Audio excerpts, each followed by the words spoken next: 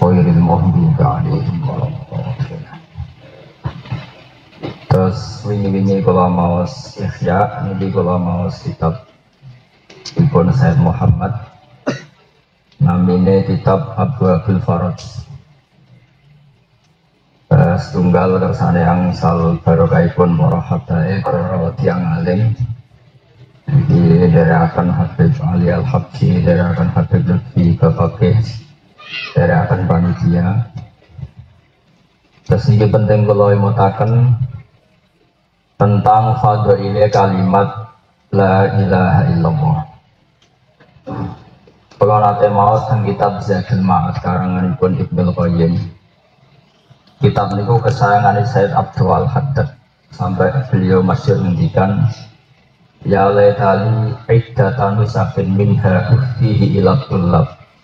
Saya berharap punya naskah Zadul Ma'ad itu sebanyak mungkin yang saya hadiahkan untuk para pencari ilmu. Karena sama-sama melafadzkan la ilaha illallah. Tapi nak sing ngendikan para ulama itu benten. Ngendikan Ibnu Qayyim ngeten. Kalimatun khuliqat li ajlihal jannah. Pangeran gawe swarga dengan fasilitas seperti itu. Bidadarinya banyak, segalanya sebalek, semuanya mewah, semuanya kelas 1. Niku nggih demi tiyang sing menerima la ilaha illallah. Neraka sing digawe jerone ngono. Niku nak krikil diceblokno neraka niku cebloke ngenteni 70 tahun. Niku pun bingung pun boten saged gawe neraka. Niku nggih disediakno kangge tiyang sing menolak la ilaha. Kemudian karena Allah tahu manusia ini butuh latihan, digawe langit bumi. Dia kangge tiyang supaya diuji apakah menerima la ilaha illallah apa tidak. Diutuslah para rasul sebagai pembimbing. Wa ursilat biha ar-rusul. Rusul diutus niku dengan bimbing la ilaha illallah. Jenengan dikai tempo urip 40 tahun, 60 tahun nggih demi tempo dinteni lafadzno la ilaha. Bahkan saking keramate la ilaha illallah niku tiyang kafir 80 tahun atau 90 tahun. Kok ape mati nglafadzno la ilaha illallah niku nggih tetep dakhalal jannah. Terus niki kula matur sanget supados kita nglafadzno la ilaha illallah bi aini ta'zim, dengan bener-bener takzim, dengan kualitas yang didawakan para ulama. Nah, sebagian itu diriwayatkan dening Sayyid Muhammad niki kula wasi. Bismillahirrahmanirrahim. Waqad akhraja Ahmad wa Nasa'i wa Tirmidzi aidan min hadits Abdullah bin Amr. Anin Nabi sallallahu alaihi wasallam annahu qala inna Allah ta'ala yastakhlisu rajulan min ummati ala ru'usil khalaiq yaumal qiyamah. Terus Allah memanggil salah satu umat di depan para makhluk, di depan umum yaumal qiyamah. Fayan suruh alaihi tis'atan wa tis'ina sijillan. Kemudian di depan orang banyak itu si rojul tadi dikasih 99 box per box kotak. Kullu sijilin minha sumatil basar. Per box kotak niku besarnya itu sepandang mata melihat. Kira-kira ya kalian kan itu besar. Itu per box. Dan itu 99 box. Semuanya berisi kesalahan. Semuanya puluh. Atung kiru min hadza syai'an. Terus Allah itu sangat fair. Kata Allah, atung kiru min hadza syai'an. Apakah kamu ingkar terhadap ini? Adzolamat kakatabati al-hafiduna. Apakah para penulis malaikat saya itu mendolimi kamu? Jika kira salah-salah lah ditulis salah dan jumlahnya. Terus payakulu. Allah masih tanya lagi. Apalah tak ujurun? Apa kamu dalam melakukan kesalahan ini karena kepeksa? Mau kepeksa bodoh, mau dibodoh macam-macam lah. Mau kepeksa. Banyak itu orang salah karena kepeksa bodoh itu sampai disuruh baris depan Allah sama istrinya suruh sini ikut ke sini karena saking takutnya sama istri. Itu mulai Imam Syafi'i itu lama top itu tidak berani punya istri hurrah, apalagi orang di para kira-kira agak berani ya. Imam Syafi'i itu karena seneng ilmu itu nggak berani punya istri merdeka. Dia cari amat yang pinter masak. Karena hobi beliau itu kalau ngaji santrinya dikasih makan. Jadi kalau ya Ali ngasih makanan ini yang kesekian kali ini sudah anut saja. Jadi mulai dulu gitu hobinya ulama itu ngasih makan santri. Karena dia nggak ingin dibujuk akan pola juga ingin pusing. Makanya saya dulu pas nikah itu bilang ke istri saya, sarannya nggak boleh usul, nggak boleh minta. Sampai sekarang istri saya itu nggak pernah minta uang. Ini tanyakan adik saya di sini, nggak pernah. Tapi cukup, jadi nggak pernah minta tapi cukup. Ya dicukup-cukup. Karena pasti habis. Ulama kalau punya istri rewel itu pasti habis. Habis betul. Masyhur itu ada seorang istrinya keren sekali. Dia mau lapor ke Sayyidina Umar, pas nunggu Sayyidina Umar dalam istrinya tuh geger pintu. Monggo rawuh pun bisa gitu.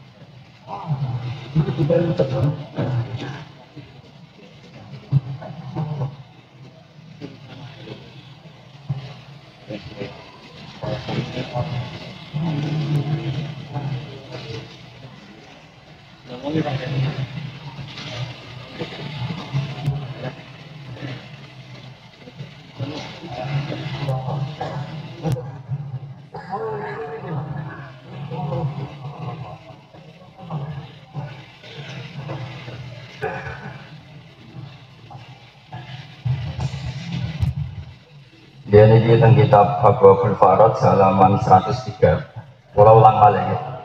Bismillahirrahmanirrahim. Inna Allaha yastaghfiru rajulan ummati ala ru'usil khalaiki yaumal qiyamah. Fayan suruh alaihi tis'atan wa tis'ina sijilan. Kullu sijilin ya mislu madil basar. Dados per box.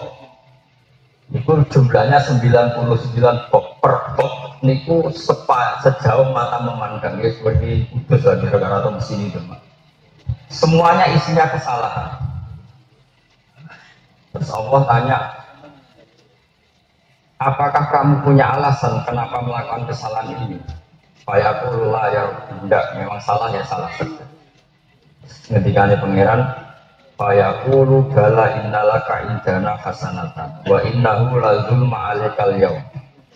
Fayukhriju bitaqatan fiha asyhadu an la ilaha illallah wa asyhadu anna muhammadar Rasulullah. Fayaqulu ya Rabbi ma hadhil bitaqatu ma hadhis sijilat. Jadi kesalahan 99 box, yang per box itu sejauh mata memandang. Jadi kalau 99 kira-kira di Jakarta. Allah hanya membawa satu lemper saja yang bertuliskan la ilaha illallah Muhammadur Rasulullah. Itu satu-satunya kebaikan dia. Makanya si Rasul tadi bilang, ya Allah, apa artinya satu kebaikan itu dibanding 99 box kesalahan. Tapi kata Allah, dawai pangeran, lazim ma'alikal yaum. Terus fato sat as-sijilat wa taqulat al-bitaqatu fala yasqulu ma'asmillahi ta'ala syai'un. Ketika ada kesalahan 99 box ditimbang dengan satu kertas bertulis la ilaha illallah Muhammadur Rasulullah, ini menang kertas yang ada la ilaha illallah Muhammadur Rasulullah. Karena kalimat ini tidak tertanding. Bagaimana mungkin malaikat atau makhluk apa saja kemudian memenangkan ghairullah dibanding Allah? Ini kan kalimat sakral, nggak mungkin malaikat siapapun mengalahkan kalimat la ilaha illallah. Makanya dijelaskan fala yasqulu ma'asmillahi syai'un. Sebab itu menurut fatwa semua fuqaha, kalau ada orang kafir 90 tahun, dia 1 menit saja melafadzkan la ilaha illallah kemudian mati tetap dakhalal jannah. Soal disiksa dulu itu enggak masalah. Nah, itu biasa lah, pemanasan, itu enggak masalah. Enggak masalah. Dan itu sharihah disebut qulil ladzina kafaru iyantahu yufar lahum ma qad Siapa saja yang pernah kafir kemudian melafatkan la ilaha illallah pasti yufar lahum matot. Nah, kenapa saya ngaji bawa tema ini? Karena sekarang itu merisaukan sekali. Kalimat yang begitu sakral sampai kekafiran 90 tahun saja bisa dikalahkan dengan kalimat la ilaha. Sekarang banyak paham Wahabi, paham macam-macam sing wong lafadzno la ilaha illallah mergo ning kuburan dadi kafir. Ini paham yang aneh. Bagaimana mungkin kalimat yang orang kafir saja menjadi muslim, sekarang dengan kalimat sama orang muslim menjadi kafir. Itu logika yang bulat, bulat aneh. Terus bulat aneh. Apa? Terus ini jelas ya, terus ini diriwayatkan Imam Ahmad, Imam Nasai, Imam Tirmidzi, ini dawuh Sayyid Muhammad. Terus kalau cek, saya sebagai peneliti ilmiah, kalau cek ternyata itu diulang lagi di Syarah Ihya, namanya kitab Hafiz Sadat Al-Muttaqin, ikutan kitab Polo, juz 14, halaman 636. Ini penting kalau aturakan supaya kita punya tradisi riwayat. Ihya ini dikarang Imam Ghazali 600 tahun itu tidak ada yang bisa mensarai. Setelah 600 tahun dari beliau ada orang alim alamah di Itrati Rasulillah namanya Sayyid Murtado Asyad, namanya Muhammad bin Muhammad Asyahir disebut Murtado Asyad. Delalah kersane pangeran beliau di murid pertama itu tiang Jawa. Ini ku alim-alim medang Jawa sing murid teng Mesir. Dia urip ke Mekah yang ada di Mesir, namanya Kiai Abdul Manan. Nah, Kiai Abdul Manan itu terus di putra alim alama namanya Kiai Abdul. Nah, Kiai Abdul ini wonten putrane kang alim namanya Mbah Mahfud Termas. Mbah Mahfud Termas ini sing terus di murid Mbah Pakai Mas Sumambang, Duki Bazibar, Duki Bahmun, Duki Kulo. Mungkin sanad semuanya ya sama, misalnya Bizaki dari Peloso ya sama, nanti lewat Mbah Hashim, Mbah Mahfud, dia terus Mbah Abdullah, Mbah Abdul Manan, Sayyid. Kenapa saya mengatakan sanad itu penting? Karena sekarang banyak orang analisis hadis itu sesuai kepentingannya. Wah, itu bahaya kalau nggak ada sanad. Sesuai partainya ya. Nah, itu repot. Saya punya pengalaman gini, Imam Syafi'i dulu itu pernah partai miskin, jadi dia sama miskin itu senangnya bukan main. Selain dia sudah miskin ya supaya ada justifikasi, kalau secara politik itu ada justifikasi. Sudah miskin alim sehingga tambah kuat miskinnya, karena orang miskin itu bebas hisab. Jadi miskin yang berpartai, karena nanti ya ma'azumrotil apa? Masakin. Setelah itu beliau berpikir begitu terus karena beliau melihat Sufyan Ats-Tsauri. Dulu beliau ngaji sama Muslim bin Khalid Az-Zanji, ngaji sama Sufyan Ats-Tsauri, ngaji sama Sufyan bin Uyainah. Dulu dia punya guru-guru yang pro kemiskinan. Setelah dia umur 14 tahun ngaji ke Imam Malik sampai 3 tahun. Imam Malik itu kaya, mewah itu. Itu dalam sebuah riwayat Imam Malik itu babutnya itu kalau diinjek itu polok kaki itu tidak kelihatan saking halusnya babutnya. Terus kalau ngaji itu di kursi yang tinggi, gaya Imam Malik. Makanya mazhab Malik itu mengharamkan miskin. Itu jadi kalau miskin haram. Kalau mazhab Syafi'i itu diharamkan enggak ya jalan. Nah, ini kan takdir jadi sudah jalan saja. Dia benci sama orang kaya Imam Syafi'i itu. Setelah ngaji Imam Malik dengan gaya hidupnya seperti itu, Imam Syafi'i alim, beliau orang alim alama, ngaji Muwatta. Setelah alim ditanya sama Imam Malik, ilmu saya sudah, kamu nyari orang sealim saya. Siapa? Kata Imam Malik, sebetulnya yang sealim saya itu Abu Hanifah, tapi orangnya sudah meninggal. Tapi masih ada muridnya yang alim, namanya Muhammad bin Hasan Asy-Syaibani. Kamu harus ke sana. Akhirnya Imam Malik ini datang ke Baki. Dulu Baki itu pasar. Apa di antara kalian ada kafilah yang mau ke Irak? Ada. Semuanya dibayar Imam Malik. Terus sekarang rental untanya itu dibayar Imam Malik. Masih disamoni surrotan via dananir. Pernah saya hitung itu sekitar 16 juta. Itu disamoni banyak. Mulai Imam Syafi'i mulai mikir, ya yang saya kritik kok malah manfaatnya karena sering ngasih uang Imam Malik itu. Yang saya puji orang miskin tidak pernah ngasih uang itu mulai mulai mikir. Nah ini cerita istihad. Setelah datang di Muhammad bin Hasan As-Syaibani lebih parah lagi. Muhammad bin Hasan As-Syaibani itu pakar usul. Itu kalau meletakkan uang itu di meja tamu. Dia itu punya emas lantaan di meja tamu. Ditutupi itu dari emas utuh ditutupi jadi pecahan. Itu di ruang tamu. Bagaimana? Imam Malik parah ini lebih parah lagi. Kaget Imam Syafi'i. Di ruang tamu lagi, tidak sembunyi di kamar, tidak di ruang tamu. Terus katanya Imam Muhammad bin Hasan As-Syaibani, atung kiruhada, kamu tidak senang kalau ada ulama kaya? Tidak. Kamu tidak senang kalau orang soleh kaya? Enggak. Ya wes agak nong fasik, ganti godemanan, digo ngelontek macam-macam. Oh ampun, mungkin bahaya nak dikuasai yang fasik.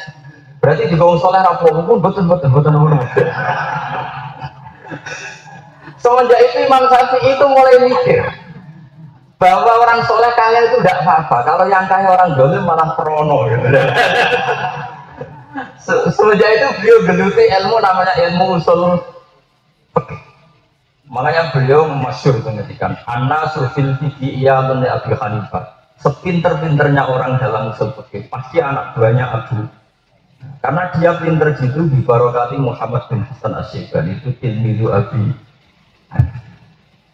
Makanya ini kalau ngaji dengan si partai miskin dia monggo itu nggak apa-apa. Saya juga miskin lama dan sampai sekarang ya tidak kaya. Mau di atas satu sisi. Karena saya senior beliau di Anwar.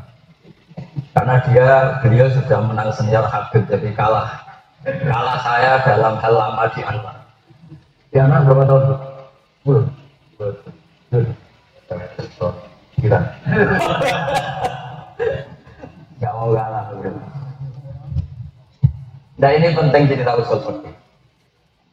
Karena di Quran orang seperti itu. Nabi yang miskin ya banyak, yang kaya ya banyak. Sampai ada ayat am yaksibunan nasa ala ma atahumullahu min fadli. Faqad ataina ala Ibrahim al-kitab wal hikmata wa atainahum mulkan azim. Jadi banyak nabi yang jadi raja besar. Makanya ketika tadi Gus Yasin pidato secara politik, saya tuh tidak kaget. Mungkin kalau orang jabat dekat subat, dekat korupsi, terus orang anti jabat. Tapi kalau dibalik, ya wes di jabat wong fasik. Oh ya bengok-bengok gimana? Ini Habib ya DPR RI. Kalau yang DPR RI yang orang fasik kamu ya bengok-bengok. Ya sudah seperti itu. Dan kedua menurut Al-Quran alamat kebenaran adalah walau karihal mujrimun walau karihal kafirun. Kira-kira itu orang kafir senang orang Islam miskin apa senang orang Islam kaya? Kira-kira senang miskin. Miskin pinter, miskin goblok, senang mana? Senang miskin goblok. Makanya yang sudah miskin wajib pinter. Karena satu-satunya takarrub ilallah adalah ada karihal mujrimun. Ono ra senenge wong kafir, ono ra senenge wong fasik. Jadi carilah satu status di mana mujrimun itu tidak seneng kamu. Misalnya lagi ada orang miskin tapi pengalaman alim alamah, pasti orang kafir tidak seneng. Karena ini tetap punya pengaruh. Ada orang miskin tapi peneliti sehingga tahu daerah yang potensi kristenisasi dilaporkan sama aparat, pasti tidak seneng. Jadi ciri utama kebenaran walau karihal kafirun, walau karihal musyrikun, walau karihal mujrim. Ini penting utama. Nah, sekarang kira-kira orang kafir lebih seneng nggak ketika kiai jabat sama ada jabat? Orang kafir kira-kira seneng mana? Seneng nggak jabat karena tidak punya otoritas ke negara. Tapi ya jabat kafir ya mungkin, tidak mungkin bagi-bagi itu. Makanya saya yang ngomong itu karena saya ada wakil gubernur. Justru itu fair, saya ngomong secara ilmiah. Ini penting saya utarakan karena sekarang itu riwayat itu ditekuk-tekuk sesuai kepentingan. Yang jelas di Quran kata Imam Syafi'i ketika ditanya ma qaulukum fil hasur. Hasur itu orang yang tidak nikah, fil ujubah. Imam Syafi'i jawabannya ringan saja. Inna wa ta'ala dzakara 'abdan sholihan wa qala innahu hasbur. Terus beliau baca ayatnya wa sayyidau wa hasura wa nabiyyan basal. Allah menyebut hambanya yang soleh. Di antara yang soleh itu berstatus hasur, orang yang nggak nikah. Gini itu Nabi Yahya. Artinya tidak nikah itu bukan berarti buruk. Begitu juga tentang harta. Bagaimana seorang soleh yang jadi raja? Inna wa ta'ala dzakara rajulan sholihan wa qala, dan mereka adalah diberi wa atenahum mulkan azima. Jadi ini penting saya utarakan. Sudahlah, sementing riwayat Nabi kaya ya banyak, kayak Nabi Sulaiman, Nabi Dawud, Nabi miskin ya banyak, kayak Nabi Isa, Nabi budikan ya ada, kayak Nabi Ayub. Meskipun budikannya ada kayak cerita kiai-kiai dulu itu, itu Israeliat itu. Budikan sampai katanya setan, terus sampai sholat digeblokno, kok bersolat dipasang meneng itu orang ahli sunnah wal jamaah riwayat itu masalah dan alimah. Tapi kalau untuk balik bagus biar seru, tapi itu masalah secara ahli. Jadi ini penting sekali supaya jenengan nglafadzno la ilaha illallah itu mantep ya. Kalau warai, kalau ijazai, la ilaha illallah adalah kalimat surga dibikin semewah itu ya karena kalimat la ilaha illallah, yaitu yang menerima la ilaha illallah. Neraka dibikin sengeri itu juga bagi yang menolak la ilaha illallah. Dunia dibikin juga untuk orang supaya berlatih dan bersujud ikrar melafadzkan la ilaha illallah. Rasul diutus juga untuk melatih la ilaha illallah. Jadi ini kalimat yang luar biasa. Nah, seperti ini disebut fa'lam annahu la ilaha illallah. Nah, caranya tahu gimana? Tahu itu dimulai dari akal. Akal itu pasti mengatakan bahwa sesuatu yang wujud pasti diciptakan sesuatu yang wajib wujud. Karena sesuatu yang tidak ada itu tidak mungkin menciptakan. Saya di Jogja pernah ditemuin orang yang pro komunisme, ateisme. Dia bilang gini, Pak Bahak, selagi Anda tidak bisa menjelaskan Tuhan itu siapa, saya tidak mau Islam. Terus saya bilang gini, Allah tidak kamu katakan Tuhan itu tidak apa-apa. Sementara kamu katakan bahwa penyebab wujud itu ada, kata saya. Maksud Bapak gimana? Begini, langit bumi menurut Anda wujud gak? Ya wujud. Terus selalu sesuatu yang wujud ini diciptakan sesuatu yang gak ada. Berarti ada al-adamu yakhluqu mawjudan, sesuatu yang gak ada menjadi faktor dari sesuatu yang ada. Itu lebih mahal lagi. Dia mikir, nah terus gimana Tuhan itu? Ya sudah, kalau kamu belum siap mengatakan Tuhan itu Allah, katakan saja zat yang paling wujud. Nah kalau itu masuk akal katanya dia. Makanya sirinya, sebetulnya Quran itu ngajarkan pertama kita itu udah kalimat Allah, Iqra bismi rabbikal ladzi khalaq. Ketika Allah menciptakan manusia dan bumi, Allah mengenalkan dirinya itu tidak langsung namanya Allah. Am khuliqu min ghairi syai'in. Masa alam raya ini diciptakan oleh sesuatu yang tidak wujud. Nah, baru Islam menerangkan sesuatu yang wajib wujud itu bernama Allah. Paham ini? Makanya sebenarnya ada urutannya. Makanya masyhur kalau dalam kitab-kitab ilmu kalam, musabbibil asbab atau mujidul asya. Akal hanya menentukan bahwa alam ini butuh mujid, butuh pemwujud yang mewujudkan. Soal namanya itu lamat kholalil akli, akal tidak ikut campur. Yaitu hanya riwayat secara Islam yang menciptakan langit bumi disebut Allah. Itulah pinternya ulama-ulama dulu ketika mensifati Allah itu zat sing wajibil wujud. Karena wujud langit bumi ini sudah nyata, tinggal nyari sebabnya siapa. Penyebabnya adalah zat yang di atas itu semua, disebut wajibil. Terus seorang tadi baru ikhram, ya sudahlah Pak, nggak masalah kalau Tuhan itu wajib wujud atau wujud yang beresensi, nggak masalah. Soal namanya Allah saya pikir dulu, katanya sudah kamu pikir apa? Tapi teori ini penting. Saya termasuk orang ahli sunnah yang setuju model kitab Fathul Mu'in, meskipun sebagian besar ahli sunnah tidak setuju. Kalau menurut teorinya Fathul Mu'in itu Allah itu mangkulun minal ilah. Lafat Allah itu dipindahkan secara alam dari lafat al-ilah. Lafat al-ilah ditakrif, dima'rifatkan, kemudian ditafsir menjadi Allah. Jadi Allah itu maknanya Tuhan yang hak. Tapi menurut ahli sunnah yang lain kan enggak, Allah itu tauqifiyah, ya sudah namanya Allah. Tapi setidaknya menurut Fathul Mu'in itu lebih gampang. Artinya Allah itu nama dari apa yang kita sebut, yaitu musabbibul asbab atau al-ilah dari kata Tuhan. Dan itu lebih mudah karena di Quran misalnya ada pertanyaan kul ayyu syai'in akbaru syahadah qulillah. Jadi ini penting saya utarakan supaya Anda ini terbiasa pakai hujah-hujah Qur'aniyah, yaitu caranya tadi. Misalnya Allah nggak dikatakan Tuhan, kata Allah nggak apa-apa saya ada Tuhan, tapi tunjukkan ada Tuhan yang lain yang lebih tangguh ketimbang saya. Qul ara'aytum ma tad'una min dunillah aruni madza khalaqu minal ardi am lahum syirkun fis samawati. Enggak apa-apa saya ada Tuhan, tapi carikan Tuhan yang menciptakan langit bumi. Buktikan ada Tuhan lain yang menciptakan langit bumi. Kan mereka tidak bisa buktikan. Misalnya mereka bilang Yesus Tuhan, Isa itu lahirnya di bumi, ada tanggalannya Masehi.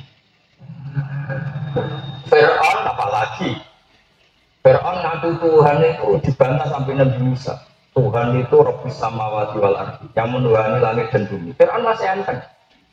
Saya jalan-jalan kemana-mana, tahunya Tuhan ya saya. Ma'alim tulakum menilahin. Kata Musa, Tuhan itu di langit.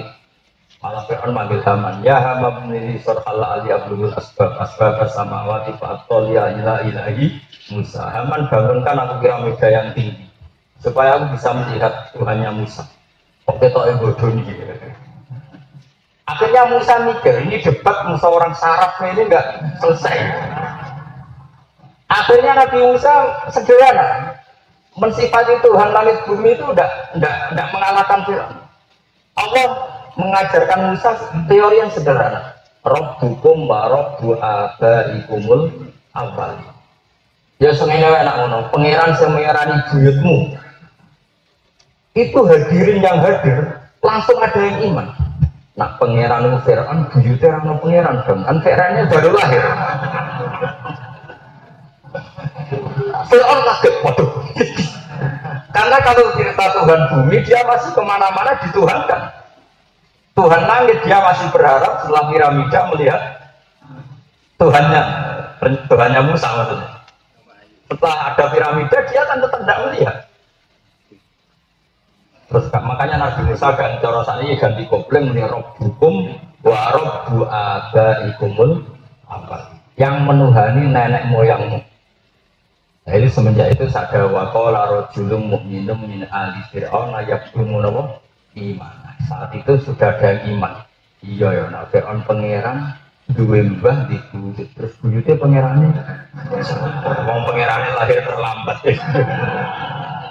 Nah, ini namanya al-hujjah. Jadi saya mohon sekali jadi dilatih. Qul falillahil hujjatul baligha wa tilka hujjatuna atainaha Ibrahim ala qaumi. Jadi saya mohon kalau ibadah anut riwayat karena itu ta'abbudi. Tapi kalau logika itu anut akal.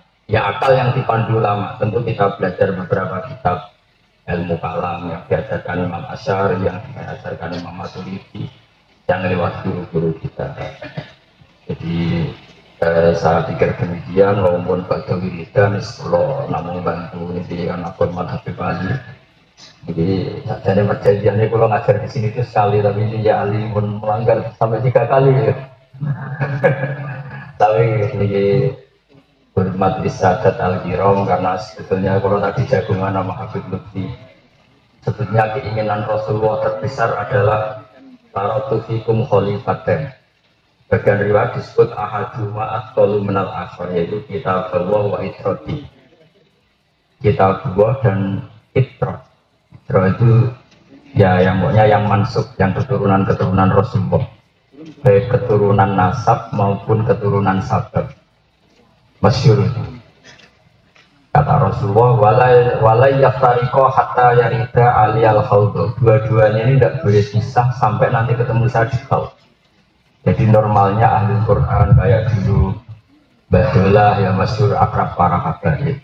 Guru saya Mbah Mun ya akrab dengan para habaib. Memang harusnya seperti itu, tidak boleh pisah sampai nanti ketemu Rasulullah di kaum. Nah tentu nasab itu dua, ada nasab gen kayak Habib Ali Al-Habib, ada nasab sebab. Sebab itu ya karena ta'allum, karena mahabbah. Makanya di hadis itu riwayatnya kullu nasabin wasababin. Jadi bukan nasab kok, kullu nasabin wasababin mungkotiun yaumal qiyamah illa nasabi wasabab. Terus yang ditetir ke Habib yang bahasa-bahasa ini sing pede mawon karena masih ada peluang untuk jalur nasab sebab, apalagi jenengan mahabbah. Aku ini promosinya Ali ini mendukung jenengan ini, entah tawadhu entah tenan nggak tahu. Aku nggih yakin aku alhamdulillah. Dari ini kata beliau intisab bil ilmi aku. Tapi yang dikatakan Habib Ali itu memang benar. Jadi Sayyid Abi Bakar Sato pengarang I'anatul Thalibin itu Habib. Tapi beliau pakai marga Sato karena marga Sato itu marga mbah-mbahnya yang alim, sehingga beliau lebih bangga intisab bil ilm, sehingga namanya Abi Bakar Sato. Jadi dia pakai marga ini. Begitu juga pakai muqaddam. Itu orang nggak manggil Habib pakai muqaddam, tapi Syekh pakai muqaddam. Syekh Abdul Qadir Jilani ya Syekh Abdul Qadir Jilani. Al-Barjanji juga Sayyid Al-Barjanji. Sampai disebut fakih karena dia ahli pakai muqaddam. Saya tahu banyak tentang biografi beliau karena saya sering baca kitab Al-Mas'ur Rawi di mana kegiatan Al-Alawi yang dikarang Asy. Ngapunten ingkang kathah. Assalamualaikum warahmatullahi wabarakatuh.